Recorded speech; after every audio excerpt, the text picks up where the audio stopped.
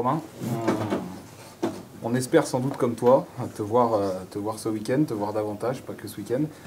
Tu as eu finalement peu d'apparitions pour le moment en Ligue 2, alors tu es arrivé cet été, mais est-ce que tu trouves le temps long ou est-ce que ton intégration dans le groupe, sur les feuilles de match, etc., te paraît normale?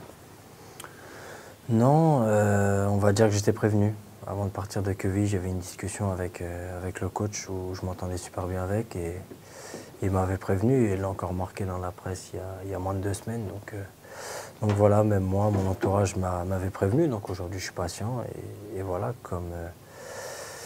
comme le temps pour moi ne me paraît pas long, maintenant il faut continuer à travailler. Après moi, mon intégration, elle est très bien avec les garçons du vestiaire. Je pense qu'on attend tous notre tour.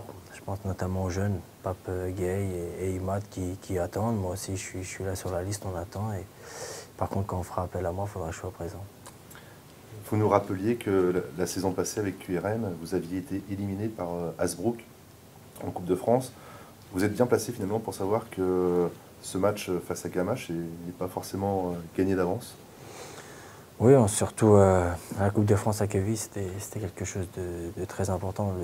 Le président avait toujours un discours particulier. Donc voilà, l'année dernière, on s'est fait éliminer. Mais voilà, au moins, ça nous rappelle que le football, il n'y a rien d'acquis. Et que même si tu joues une équipe qui est inférieure à toi sur le papier, la Coupe de France, c'est magique.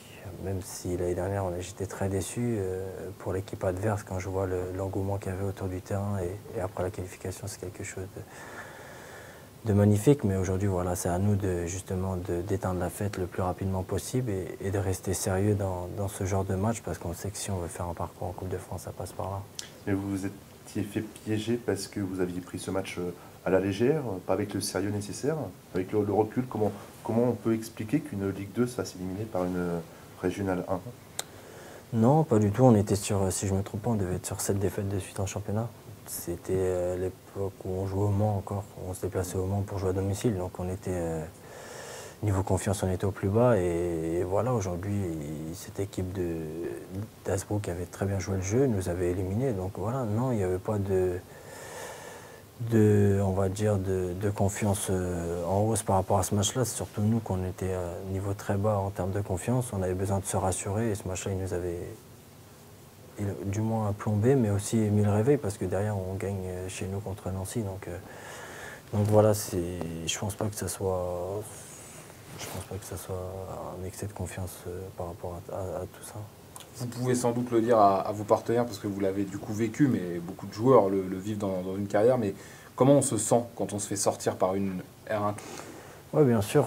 Moi, je me rappelle parce que j'étais parti en conférence de presse après le match et parce que j'avais pris mes responsabilités là-dessus. Mais aujourd'hui, tu rentres chez toi, tu fermes les volets et tu parles à personne. Tu attends que le temps passe et tu attends le lundi pour repartir au travail. Mais c'est sûr que ça fait désordre, on va dire, parce que se faire sortir, il y a énormément de niveaux d'écart. Aujourd'hui, tu fais ce métier tous les jours.